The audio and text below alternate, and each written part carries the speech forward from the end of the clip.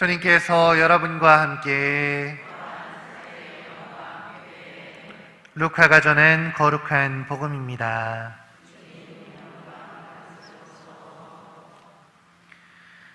그때 군중이 점점 더 모여들자 예수님께서 말씀하기 시작하셨다.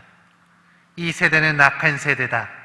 이 세대가 표징을 요구하지만 요나 예언자의 표징밖에는 어떠한 표징도 받지 못할 것이다. 요나가 니네베 사람들에게 표징이 된 것처럼 사람의 아들도 이 세대 사람들에게 그러할 것이다. 심판 때 남방 여왕이 이 세대 사람들과 함께 되살아나 이 세대 사람들을 단죄할 것이다. 그 여왕이 솔로몬의 지혜를 들으려고 땅끝에서 왔기 때문이다. 그러나 보라, 솔로몬보다 더 큰 이가 여기에 있다. 심판 때 니네베 사람들이 이 세대와 함께 다시 살아나 이 세대를 단죄할 것이다. 그들이 요나의 설교를 듣고 회개하였기 때문이다. 그러나 보라, 요나보다 더 큰 이가 여기에 있다. 주님의 말씀입니다. 그리스도님 참여합니다.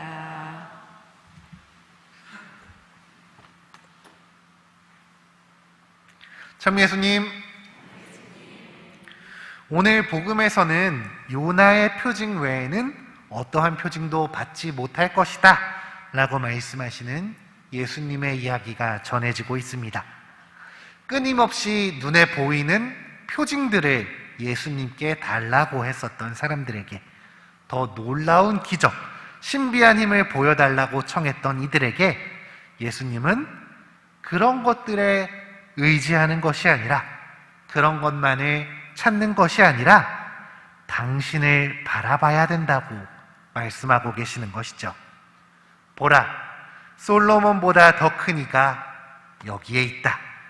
보라, 요나보다 더 큰 이가 여기에 있다 하고 말입니다. 하느님이 당신 스스로를 드러내시는 것을 뭐라고 하시는지 아시죠? 두 글자로 계시라고 합니다. 자, 주님이 당신 스스로를 우리에게 알려주시는 것, 이걸 계시라고 하는데, 우리는 지적인 노력으로 하느님의 존재를 이해하기도 하지만 무엇보다 이 계시를 통해 주님이 우리에게 당신을 알려줌을 통해서 그분에 대해 알게 됩니다. 이런 계시의 절정이자 완성, 그것이 바로 예수님이셨습니다. 예수님께서 알려주시고 당신의 삶을 통해 보여주시지 않으셨다면 우리는 하느님을 제대로 알 수 없었기 때문입니다. 그런 예수님께서 사람들에게 놀라운 기적들이 아니라, 이해할 수 없는 신비한 일들이 아니라 바로 당신을 바라보라고, 계시 그 자체이신 나를 바라보라고 말씀하십니다. 너희가 찾는 해답이 여기에 있다고, 다른 곳에 눈을 돌릴 게 아니라 나를 먼저 바라봐야 한다고 오늘 말씀하시는 것이죠. 사순 제1주간을 보내는 우리에게는 너무나 중요한 말씀입니다. 다른 것에 눈을 돌리는 게 아니라 주님께로 시선을 돌리는 것이 바로 회개이기 때문입니다. 오직 하느님만을 바라보는 것, 그분께 나의 시선과 마음을 정향하는 것이 이 사순식이 우리가 해야 할 일들이기 때문이죠. 그렇다면 우리는 어떻게 우리의 구세주이시자 주님이신 예수님을 바라볼 수 있을까요? 그 힌트가 오늘 언급되는 요나의 표징에서, 일독서의 말씀에서 전해지고 있습니다. 요나는 니네베가 곧 무너질 것이다 라며 선포하였습니다. 그리고 니네베 사람들은 이 요나의 말을 듣고 하느님을 믿고 변하기 시작합니다. 높은 사람, 낮은 사람 할 것 없이 단식을 하였고 잿더미 위에 자루옷을 입고 하느님께 부르짖게 되죠.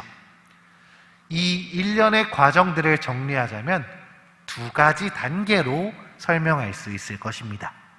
먼저 해야 될 것은 멈추는 것입니다.